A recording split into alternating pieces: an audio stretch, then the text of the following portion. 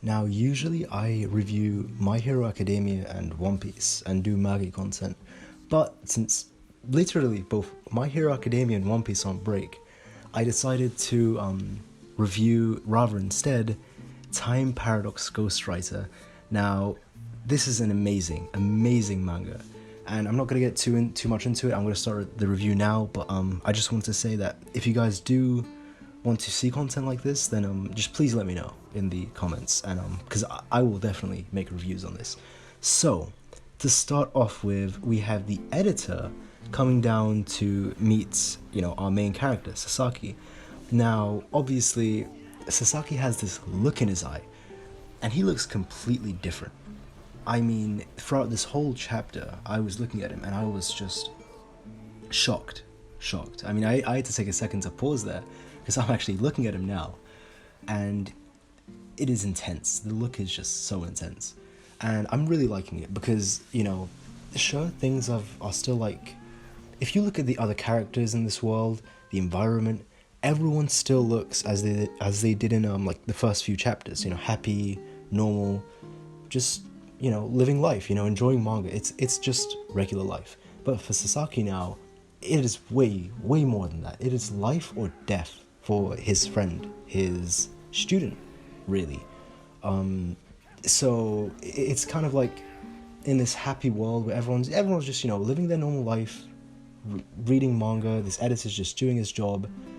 You can see that Sasaki's living in like his own world with how intense he is, and I really do appreciate that, because he doesn't look like, before he looked really like timid, he looks shy. Now he looks just laser focused, ready to do the task, and it really makes me feel like this is serious. I know obviously it's serious because someone's life is on the line, but it's just the way that the main character carries all of this. It really truly makes it just like, wow. Like, he has changed a lot just through 9 chapters, and I know it's been at least over a year, I think even 2, maybe even 3, with how long time has passed since he started this. But the change is still like drastic. It is great, not only character, I wouldn't say growth, because it seems like from my perspective, he's like spiraling down into like this deep abyss, right? Sure, he's getting better as a mangaka, so he's growing in that aspect, but his character is like taking a darker turn, becoming more and more serious with each chapter, and as we can see, just getting more intense, because obviously the stakes are really high. And even before, he had the burden of knowing he was plagiarizing something. Now, not only does he have to continue that, but he can't even plagiarize it anymore, because the future's been, well, she dies in the future, so they can't send manga back from the past, so he actually has to do it himself. So it's not as simple as just plagiarizing now, and he considers himself, as we see later on in the chapter, as an ordinary person, and that he can't consider like himself to be an equal as a genius like the girl. It's just quite a lot to take in. So to start the chapter off, he meets his editor, and we see a serious face, right? And even the editor asks, "Are you okay?" And he gives all of his storyboards to his editor to read. Now, when I'm counting, at least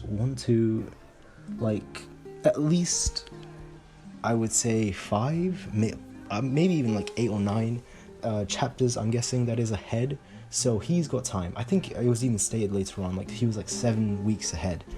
So he does have time to, try and adapt and get his writing as good as White Knight was in the original, right? Which he's copying. So the editor reads his chapters, but then he offers him the chapter board for chapter 46, Acceleration. Now, the editor, this is really interesting, and I think this is great growth for him. So we saw in the previous chapter, this man was stressing out, right? He was stressing out quite a bit, trying to get it to the quality of normal White Knight. But the editor immediately says, "I'm not quite sure about this. Maybe this could use a bit of rewriting." And then when he asks what part of it wasn't good enough, this is interesting. The editor says, "Well, it's perfectly fine. I mean, it's absolutely good enough to pass, but it feels like the usual bite that White Knight has is missing. It doesn't have the extra steps that goes way beyond what you were anticipating. Now, the irony of all of this is that extra step is exactly what I feel when I'm reading every single chapter of Time Paradox Ghostwriter. Like, it does not go the way you think it does. It's like there's something special about it. There's something beyond. Like, every chapter, it goes like above and beyond. It's the same with Chainsaw Man, for example. There's something unique, special about it. So, ironically, what Sasaki is missing is actually what the mangaka of this manga is doing. So I'm guessing they figured it out if they ever had trouble with this. Either way, the editor, he does comment like, oh, just give yourself a break and that you are already ahead. So there's plenty of time,